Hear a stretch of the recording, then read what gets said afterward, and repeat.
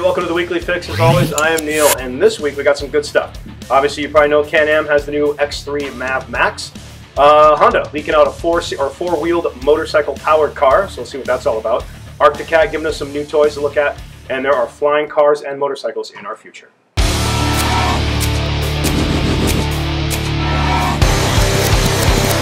Hey, no need to check your calendar. Leo actually didn't make it today, so I'm here. I have a cold, but I'm ready to hang out with you and talk about some fun stuff. And please make sure you click on the bell so that we can keep doing these videos for you guys.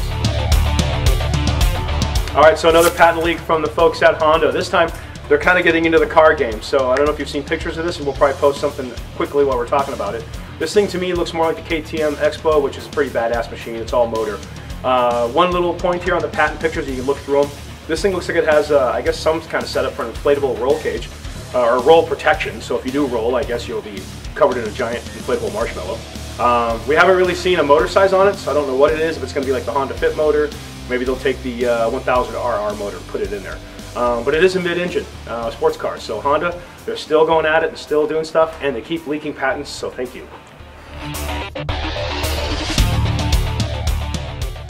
Alright, well, Wildcat is at it again. They released a couple of the new Wildcat models, and these are kind of the mid-size ones, so keep that in mind. But pretty cool little units here. So for all you side-by-sides fans that still love the Cat, you got your Sport SE and your Trail SE.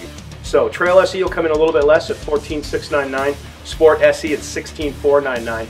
The Sport, though, one upgrade on this thing is it comes with King suspension, so pretty badass. Of course, the Trail SE will be with Fox. Nothing wrong with that either. Both these units, though, half screens come stock. You get a winch, which is kind of interesting. We don't really see that a lot on any side-by-side, especially one that's on a sport series.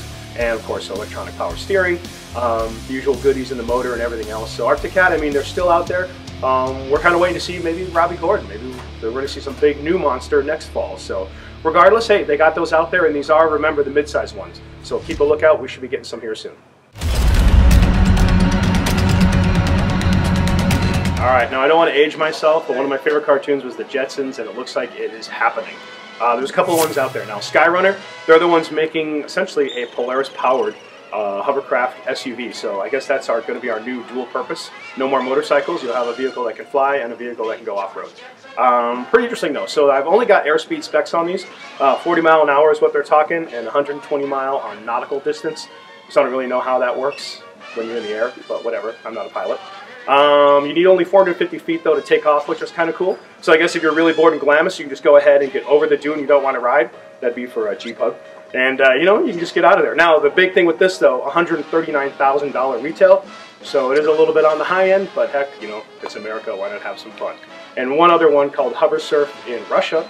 This looks essentially like a giant drone that you can go buy at Hobbytown. That you sit in, 4 propellers, takes you up and down. No real stats on this one, but it looks like air travel is happening, and it's about time.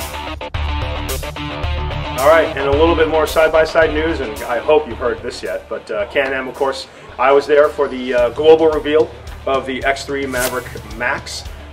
Make sure you check all of our videos and links and everything, because we were there. We were going live from the event to the showroom, the next day in the showroom talking about the cars, but essentially this is pretty controversial because this thing is big. I mean, let's not, you got to call it what it is.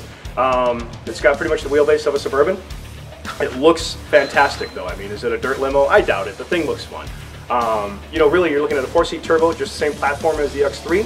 You're going to be starting at anywhere from 25 MSRP all the way to about 29.5 if you want to go with the big long travel XRS. So with Can-Am, once again, pretty much setting the table and seeing if anybody wants to come and have dinner with them. We'll see what happens. I actually can't wait to drive it, and we're going to have those here. We should probably by the end of March. So make sure you get your name on the list if you want one, because we are going to run through them. Check out our clip of the week and Chris's butt.